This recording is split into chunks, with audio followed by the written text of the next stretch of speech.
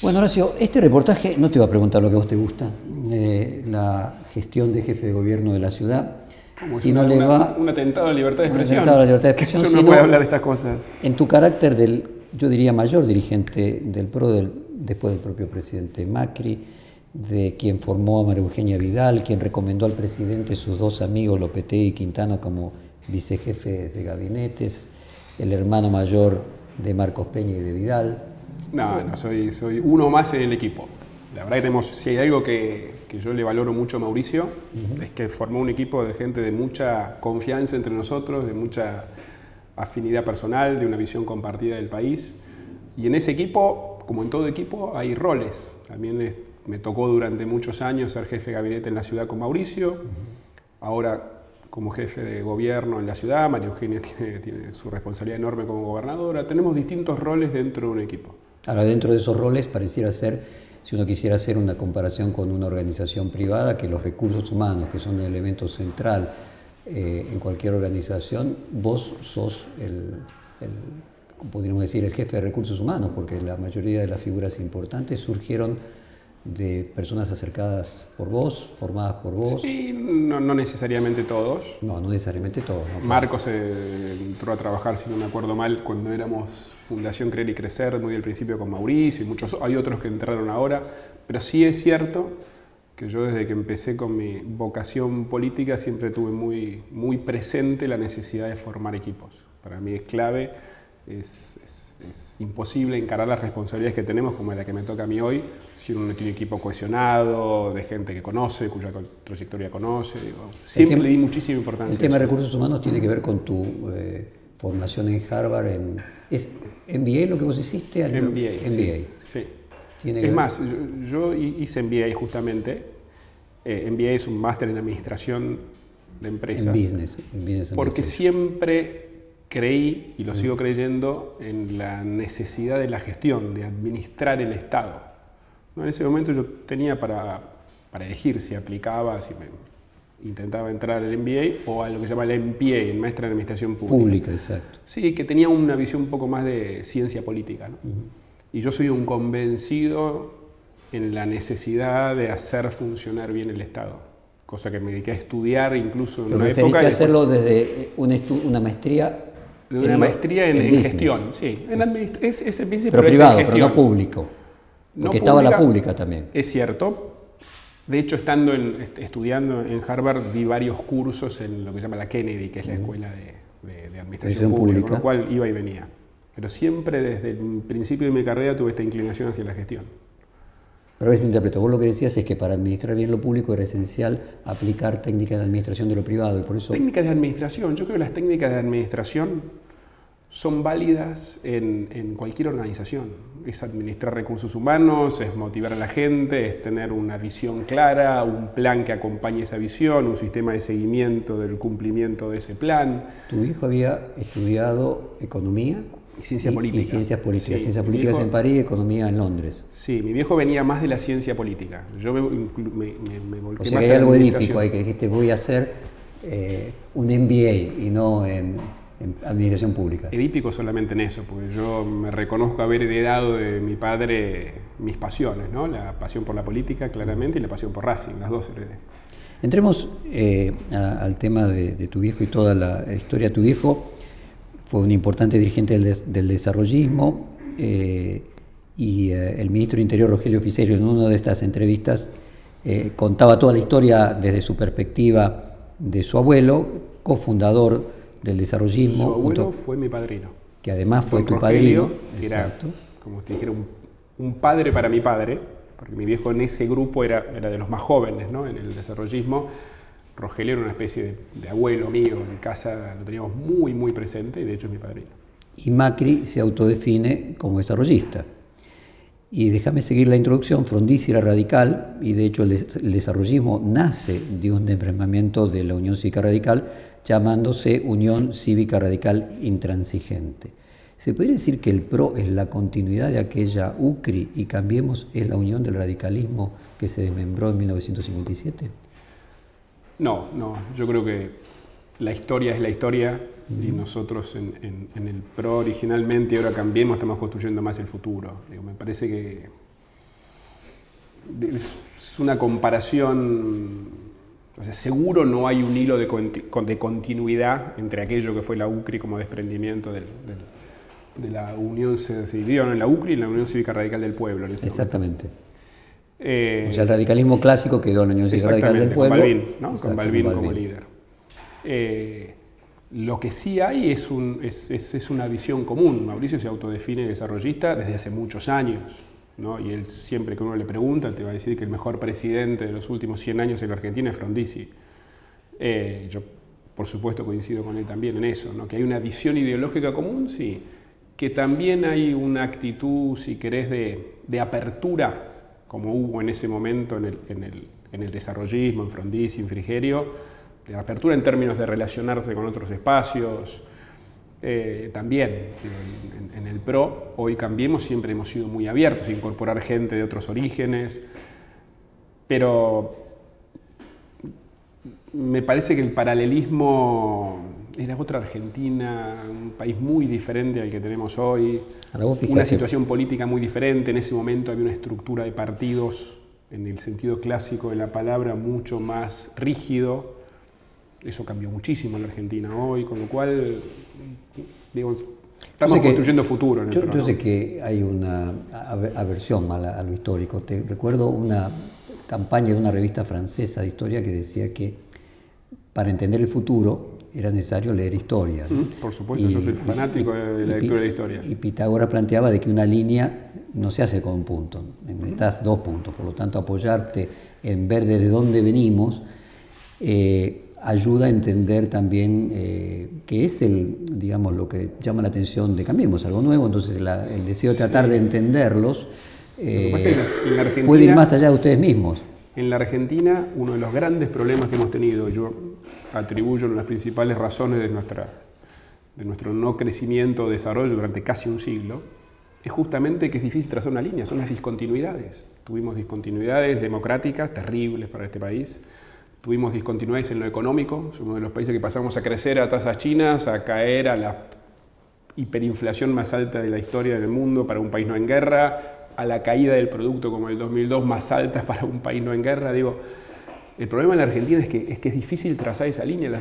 La volatilidad institucional, político y económica ha sido feroz y para mí es una de las principales causas de nuestros males. Entonces esa línea, que por ahí en otros países es mucho más lineal, valga la redundancia, acá las discontinuidades han sido huella, violentas. Acá la huella se va borrando y por eso es importante desde un punto de vista de un reportaje más profundo tratar de construir huellas y entendernos. Yo, por ejemplo, me parece que uno de los puntos interesantes era aquella UCRI de 1957, que como bien decís se dividía entre la Unión Cívica Radical del Pueblo con Balbín y la Unión Cívica Radical Intransigente con Frondizi.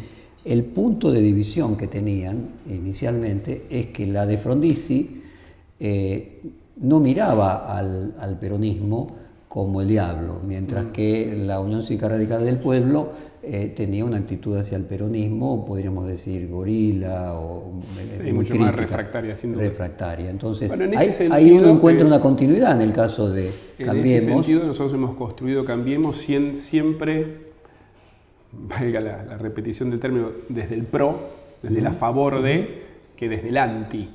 Nosotros no construimos nuestro espacio, nuestra visión del país desde el anti-nada. O sea, tenemos una visión de futuro, una visión de mirar para adelante. Nuestro mensaje siempre es muy esperanzador porque efectivamente creemos que se puede reconstruir este país. Por eso te decía que la posición de Cambiemos hacia el peronismo es más parecida a la de Frondizi que la de los radicales antiperonistas. Yo te diría hacia la política en general. Nosotros hemos sido abiertos no solamente con peronistas, sino con todos. Si vos mirás a lo largo de Cambiemos, hemos sumado... Claro, pero el sujeto político argentino de los últimos 70 años era el peronismo, ¿no? Entonces era el centro de un sistema solar. Era mucho más centro en ese momento de lo que es hoy, sin duda. Digo, hemos sumado a alguna gente que viene del peronismo ahora, pero también hemos sumado, qué sé yo, nuestro acuerdo en Cambiemos, con el radicalismo, con la coalición cívica. Acabamos de sumar ahora a Graciela Ocaña con su partido. En la capital tenemos digamos, un amplio espectro de partidos que está con nosotros, algunos tradicionales. El desarrollismo, al revés, tuvo un problema que se extravió en el 70, cuando el presidente militar que sucedió en Onganía, Levingston, que se autodenominó desarrollista, en esa época la dictadura brasileña tenía mucho éxito, crecía tasas chinas y se denominaba desarrollista. Y ahí, al apoyar al gobierno militar, aunque fuera una dictadura blanda, el desarrollismo y la Unión Cívica Radical Intransigente perdió legitimidad, y ahí es donde la gana Balbín, cuando plantea la hora del pueblo, la llegada de Perón, el famoso abrazo de Perón. Vos, en el contacto con tu viejo, con tu padrino, ¿los viste, aunque eras muy, muy chiquito, o las cosas que escuchabas después, que ese fue un punto de pérdida de contacto con la sociedad? Era demasiado chiquito. En esa época era demasiado chiquito. Yo lo que sí tengo presente, lo primero que tengo presente en mi vida política, entre comillas, pues es que muchas de las reuniones de desarrollismo, por algún motivo, se hacían en mi casa.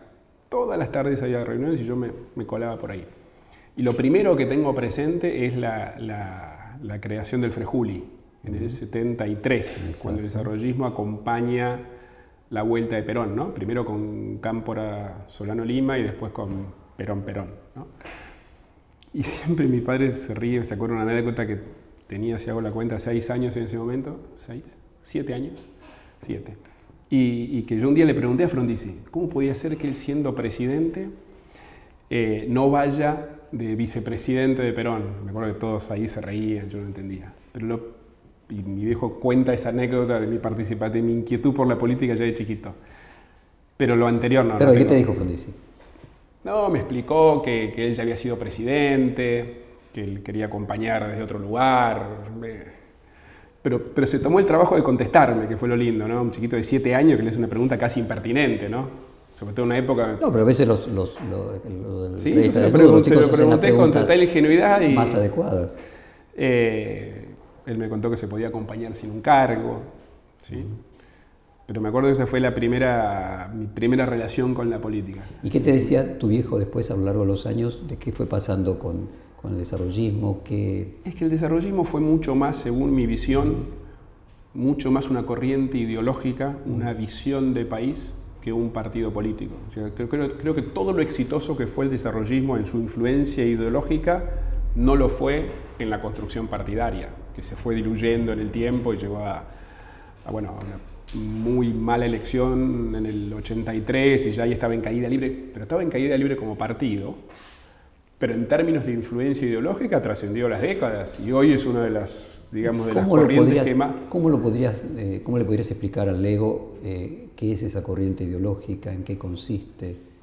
Bueno, pues una corriente ideológica que pone por delante el desarrollo. Por algo el MIT se llamaba de integración y desarrollo, y una visión de integración de país, donde ahí es donde se promovió mucho el desarrollo de las economías regionales, sí, el desarrollo de las industrias básicas. El federalismo que insiste Cambiemos también tiene en su acervo esa característica federal del... El MIT era el movimiento de integración y desarrollo, y la palabra integración tenía una connotación muy federal, definitivamente.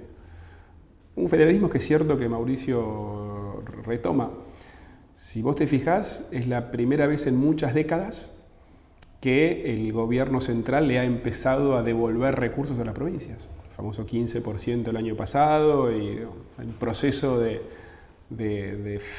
refederalización de la Argentina, que creo que es sanísimo y además responde a nuestra Constitución.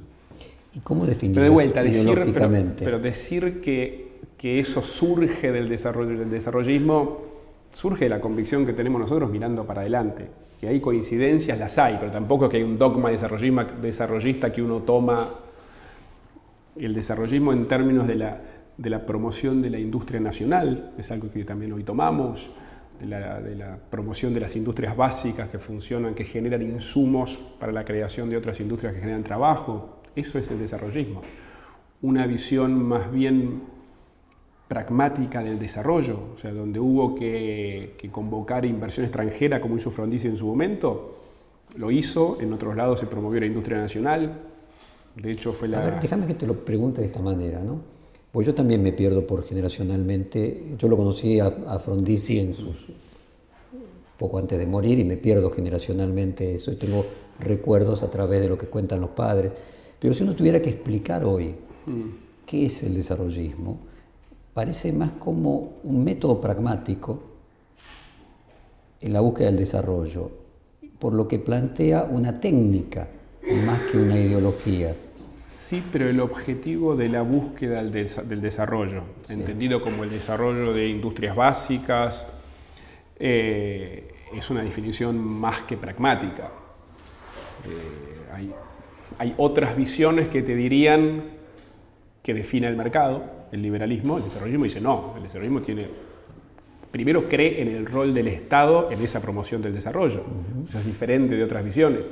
Entonces ahí hay una definición ideológica. Pero cree también en el mercado. O sea, digamos, cuando me refiero a pragmático, es que no está atado a casualmente esa idea del liberalismo por un lado o de un estatismo más... Está bien, pero la única ideología no es la de los dogmas extremos.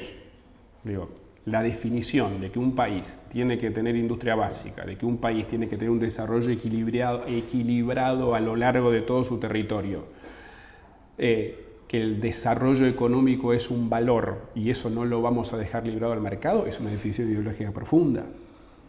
Y que la manera de generar eso es dando señales claras desde el Estado, en algunos roles incluso con participación estatal, pero no yéndote a una economía planificada es totalmente estatista, como sería un régimen más comunista, si querés. Entonces, es una definición ideológica, que después obviamente se construye con instrumentos, con pragmatismo, sí, pero hay una definición ideológica ahí.